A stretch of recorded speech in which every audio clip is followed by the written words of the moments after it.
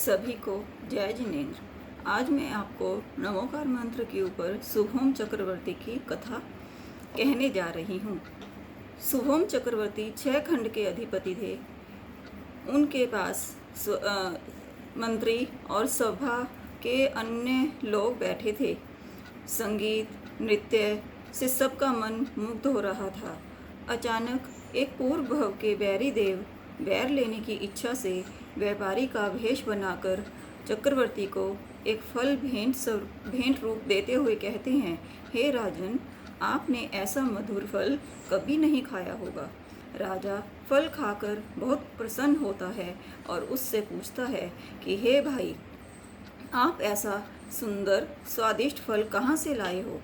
व्यापारी ने कहा, राजन, हमारे देश में चलिए, मैं वहाँ आपको ऐसे अनेकों फल खिलाऊंगा। देखो, रसना इंद्रिय की लोलुपता के कारण चक्रवर्ती का विवेक भी नष्ट हो गया। उसने विचार तक नहीं किया कि भला चक्रवर्ती के समान भोग उपभोग की सामग्री किसे मिल सकती है। वह तो रसना इंद्रिय की तीव्र आसक्ति के कारण उन फलों का भक्षण करने के में ही संपूर्ण सुख मानने लगा।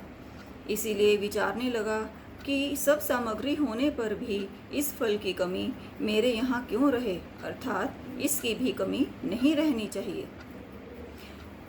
यदि वह चाहता तो अपने आज्ञाकारी सेवक द्वारा अनुपम फल मंगवा सकता था, किंतु उसे तो उस फल का स्वाद चखने की लोलुपता का ऐसा नशा चढ़ा कि अब उसे अपने यहाँ की सब सामग्री नीरस लगने लगी।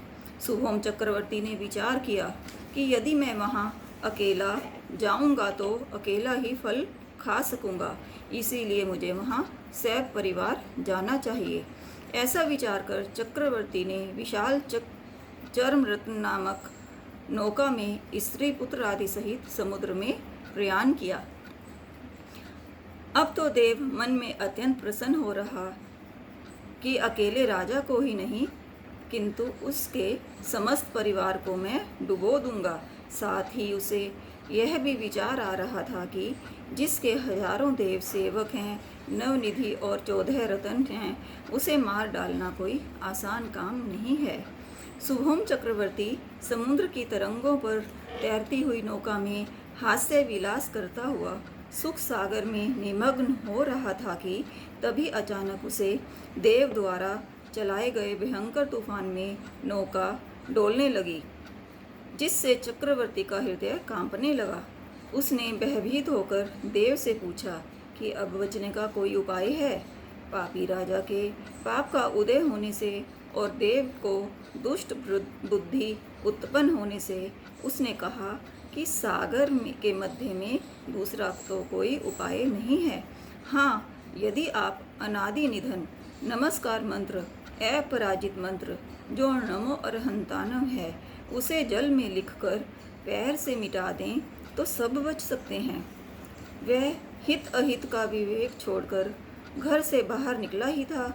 अपने पास सर्व संपत्ति और अनुपम पुण्य का स्थान ऐसे चक्रवर्ती पद का भी जिसने विवेक खो दिया था और अनजान व्यक्ति का विश्वास करके उसके साथ एक तुच्छ फल खाने के लोभ में चला गया था, ऐसा वह शुभम चक्रवर्ती इस अनित्य जीवन की चाह से और मौत के भय से ज्यों ही पानी में नमोकार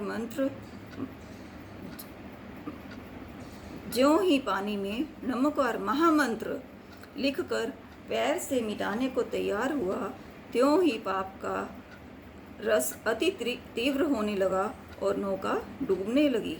तब पूर्व का बैरी देव कहने लगा कि मैं वही रसोईया हूँ जिसके ऊपर तुमने गरम गरम खीर डाली थी और जिसने तड़प तड़प कर प्राण त्याग दिए थे। आर्त ध्यान से मैं व्यंतर जाति का देव हुआ हूँ। अवधि ज्ञान के द्वारा पूर्व भव का बैर याद आने पर मैंने उसका बदला लेने के लिए ही यह उपाय किया है। अब पश्चाताप करने से क्या होता? चक्रवर्ती भी ऐसे अपमानजनक शब्द सुनकर तथा कुटुंब परिवार सहित अपना घात होता देखकर तीव्र संक्लेश भाव से मरण को प्राप्त हुआ और 7वें नरक गया। जहाँ 33 सागरों के लिए वह अनंत दुख सागर में डूब गया। यह जीव अपने असली स्वरूप को भूलकर तीव्र मोह के कारण महान दुख को भोगता है। ज्ञानी करुणा से संबोधन करते हैं कि अनंत काल में महान दुर्लभ मनुष्य पर्याय मिली। इस अवसर पर भी जो विषयों में लीन होता है वे राख के लिए रत्न को जलाते हैं। यह जीव आधी आयु तो निद्रादि प्रमाद में गंवाता है, कुछ पाप में, और जो समय शेष रहता है उसमें कदाचित कुधर्म को धर्म मानने वालों के पास जाए तो यहाँ मिथ्या मान्यता दृढ़ करके जीवन बर्बाद कर देता है।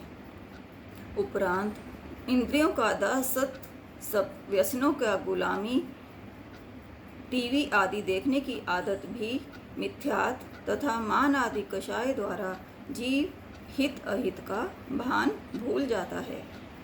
मिथ्यात और क्रोध, मान, माया, लोभ आदि कषाय की प्रवृत्ति से क्षण क्षण में जो अपना भयानक भाव मरण होता है, उससे बचने के लिए तो सत समागम से निर्मल तत्व ज्ञान प्राप्त करना चाहिए। सच्चा सुख अंतर में है। पुण्य पश्चाताप करने का समय न आए, ऐसे तत्व ज्ञान की प्राप्ति का प्रयत्न करें। इससे शुद्ध स्वरूप में रुचि होगी और विषय कषाय आदि पाप स्वयमेव नष्ट होने लगेंगे।